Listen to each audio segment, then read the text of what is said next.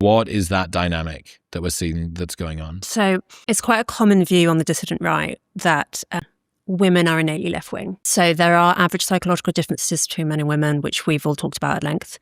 Women tend to be more agreeable than men, more neurotic than men, more sensitive to social signals than men are. There are various differences. Obviously, they vary between individuals, but they scale to being quite significant differences between the sexes. And one thing that does seem to be clear is that women tend to be more egalitarian in their own social groups, or at least in their female friendships.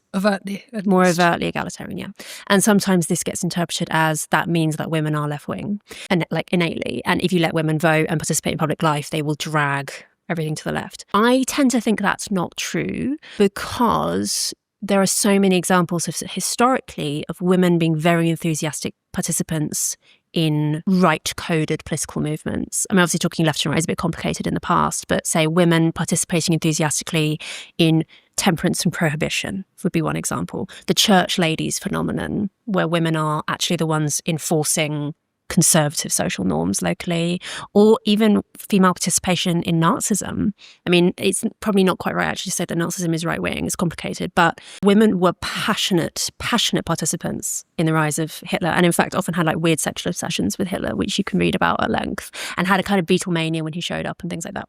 So the idea that women are always and forever like woke, I think, is nuts.